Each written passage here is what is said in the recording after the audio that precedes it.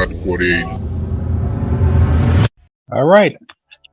Comrade PL, our Minister of Information, giving us a class tonight. All power to people. Yeah, all part of the people. I actually just very quickly, like last minute, changed the title of the class just because of the transition from past to modern day. So the maintenance of the slave. So we're just going to do a summary and overview of the Lynch letter, just in case some people are unfamiliar with it. And also some other historical bases for controlling slaves and examples outside the letter. Modern forms of societal control of the Black community, and then steps forward. So, first section. So the Lynch letter is a speech given by a Caribbean slaveholder in the late 1700s. It was given in the United States to U.S. slaveholders to basically give them advice on how to better control their slave population. A bunch of different tactics were listed, but the main theme was a move away from physical means of control, like lynchings, not necessarily all the way away from public beatings, but like beating every single slave that stepped out of line kind of thing, and more towards psychological control of the slave population.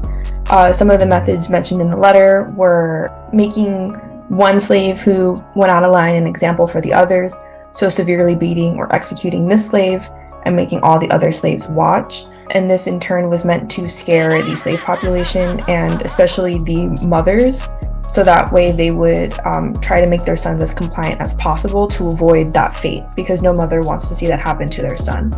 Other tactics include just exploiting differences between the slaves. So any differences in sex, color, age, ability, etc., just using that. And then of course, making sure that there could never be any alliance between poor whites and slaves.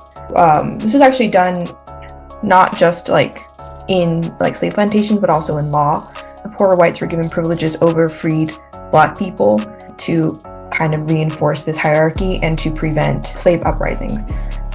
This was done most notably in Virginia after Bacon's Rebellion. He brought along with him some slaves and freedmen, and that was really scary to the colonial government there. Yeah, and then the end goal of this is to get slaves to police each other. So at the end of the day, the idea is you won't have to really do anything anymore.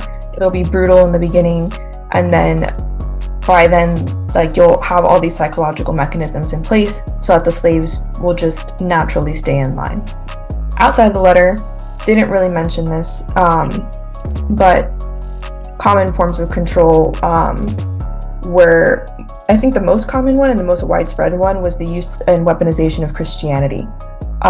Slaves were often given separate masses from the white population, and the preacher had like a prescribed set of passages that he could read to the slaves and some that he couldn't. And the goal of the masses was to make it so that the slaves were docile. So we're giving this mass, we're giving you a very specific message, and your message is the way to heaven is to be a good slave. And if you disobey your master, if you're a bad slave, if you're lazy, then you will go to hell. And this was compounded by the fact that it was illegal to teach slaves how to read. So by only giving them snippets of the Bible and these interpretations, combined with like the belief in God and like their faith, it was meant to control slaves. Yeah, and famously the book of Exodus was forbidden in most areas in the South to teach to slaves. And then we start seeing people enter society as freedmen. In the beginning of slavery in the United States, it was much easier to buy your freedom than it was later on, when it basically became impossible. So as freedmen enter society towards the, I would say, around the eve of the American Revolution, they had to deal with the hegemony of white culture. And by hegemony, I mean the dominance of white culture, not just in white people, if that makes sense. So white culture as the dominant culture for everyone. And the only times that Black people were really allowed any sort of entry into white society, including shops and businesses, things like that, not necessarily like parties, which would probably never happen, but it's even basics like that, like to go to a store owned by a white person. They had to be able to assimilate into white society. This is like straightening your hair, changing your dress and mannerisms. You could get bonus points if you were publicly disdainful of poorer blacks and people who were still enslaved. Anything to kind of make you more kin towards white people, so that they would vouch for you, like, one of the good ones. This is meant to separate the black community, of course, and also it again made it so it was harder for black people to unite. The effects were intensified during the Jim Crow era because, of course, there was I wouldn't say there's no legal slaves, but there's no slaves in name. Gave people different names, still similar, or in many cases the same practices. And then slaves on the plantation or in the house aspiring to become a freed person would assimilate as much as possible to their white masters and mimic the dress and taste of white society. So there's just a whole bunch of levels here. But at the end of the day, they all combined to create a greater mass of people who were docile than those that weren't. This combined with other tactics, which there's so many, I couldn't list them all, with other tactics that would prevent violent uprisings as well. Because in most areas of the South, enslaved black people outnumbered free whites by quite a bit, especially on the plantations. So, and that was the whole purpose of the Willie Lynch letter. You can't keep beating people down because there's way more of them than you. So what you have to do is outsmart them, which led to all of these different tactics. A lot of the same tactics that were used then are still pretty much in use today. The tactics just kind of had to shift due to new legal statuses that people obtained, and also I would say as well the way that media has shifted to become global.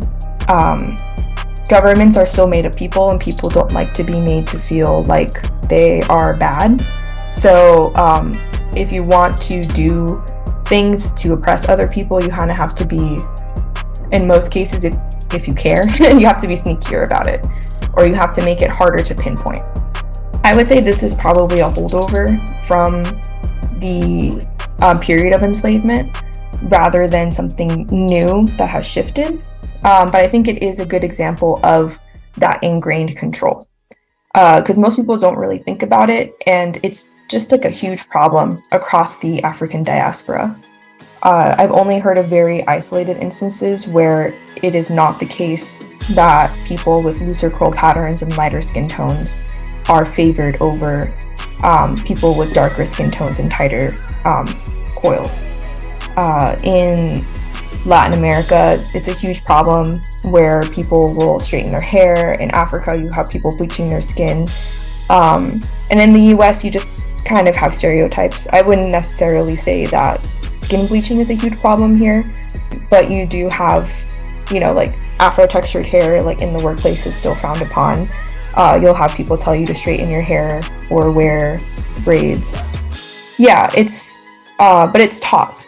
It's just taught self-hatred, right? Because this is something that was pushed onto us. It's not something that we necessarily came in with. But it is, if you look at it as something that blocks the Black community from uniting, it's extremely effective because slavery was violent. So a lot of people, even if both your parents are Black, you're probably mixed if you're living in the Western Hemisphere, just because of what happened. Sexual assault was extremely common in the period of slavery.